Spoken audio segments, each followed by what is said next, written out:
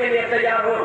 England کے اندر ایک خود وکیل فاروقی صاحب رہتے ہیں، ان کی اہلیہ کے نام پہ وہ جائیداد تھی، اس کو اطراف کی زمین ایکوار یا مجلس کے مکرم شادی وغیرہ کر کے اس ایک مظلوم شخص کی زمین کو کھا گئے اور اس پہ اسکول کی سند بنیاد رکھی گئی اور اس کو 10 سال لگیں گے بننے کے لیے تاکہ 2 ٹائم ہو سکے۔ جیسے ہی بابا ہٹ گئے، تالاب کٹا بھول گئے، موئن باغ میں اسکول ڈال دیے۔ وہاں یاقوت پورے میں کیوں نہیں ڈالے بھائی؟ یاقوت پورے میں غربت نہیں ہے، مسلمان نہیں رہتے، یہ چارمینار میں کیوں نہیں ڈالے؟ مرپیٹ میں کیوں نہیں ڈالے؟ کارخانے میں کیوں نہیں کھولے؟ یہ نہیں چاہتے، یہ اپنے کو صرف ووٹ چاہیے، اقتدار چاہیے، باقی کا جو کر سکتے کر لو۔ ان کا مقصد یہی بن گیا ہے، کروڑوں روپے ملت کے نام پر اکٹھے کیے گئے، ان کے پاس اتنے اثاثے ہیں، نظام کے پاس بھی نہیں تھے، اتنی دولت کے مالک بن گئے۔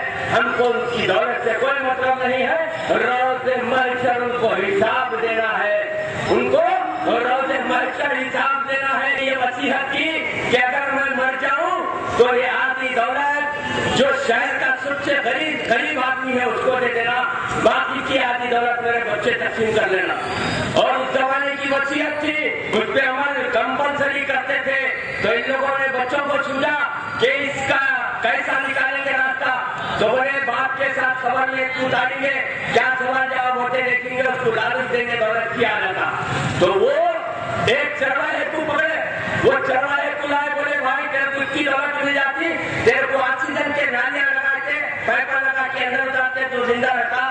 منکر اور نکیر کیا سوال جواب کرتے، وہ آ کے ہمارے کو بولتے یہ پیسے لے لے، وہ لکڑ ہارا تھا بیچارہ۔ تو جیسے ہی اس کو دفن کر دیا گیا، ساتھ میں منکر اور نکیر آئے تو بولے ہم تو بلائے تھے ایک کو، یہ دوسرا کہاں سے آ گیا، یہ تو کو سننا ہے۔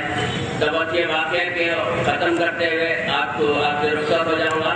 تو اس چرواہے کو لکڑہارے کو دفن کر دیا گیا، منکر اور نکیر آتے ہیں اور سوال کرتے ہیں کہ ہم نے تو اس کو بلایا تھا، تو کیسے آ گیا؟ تو بولے ایسا معاملہ ہے اس لیے آیا۔ تو دنیا میں تو کیا کرتا تھا؟ تو اس نے بولا میں لکڑہارا ہوں، لکڑیاں کاٹتا ہوں، جھاڑ کاٹتا ہوں۔ تو اس کی لکڑی اور کڑاڑی کے اوپر 2 گھنٹے تک سوال جواب ہوئے۔ اس کے بعد ان کے بچوں نے کہا کہ وہ 5 منٹ میں منکر اور نکیر آتے چلے جاتے، بولتے 2 گھنٹوں میں اس کو نکال لیں گے۔ جیسے اس کو خبر سے نکالا گیا تو اس شخص نے جو لکڑہارے تھے اٹھ کے بھاگنا شروع کیا۔ جیسے بھاگنا شروع کیا اس کے پیچھے بھاگے، اس کو پکڑ کے لا کے بولے آ بیٹے کھائی کو بھاگ رہا، یہ پیسے لے لے۔ تو بولا نکو میرے بھائی، یہ تو تمہارے باپ کی کمائی ہوئی دولت ہے، یہ تو میں نے اپنے حلال سے کمایا تھا۔ ابھی لکڑی کے اوپر اور کڑاڑی کے دستے پہ کڑاڑی پہ 2 گھنٹے تک سوال جواب ہو گئے، تمہاری باپ کی دولت کا حساب کہاں سے دوں گا؟ تو ہم کو کسی کی دولت سے مطلب نہیں ہے، قیامت میں حساب تمہیں کو دینا ہے۔ یہ ملت کے اثاثے تھے اور ملت کے حوالے نہیں ہو رہے ہیں، تو اس کا حساب آپ کو دینا پڑے گا۔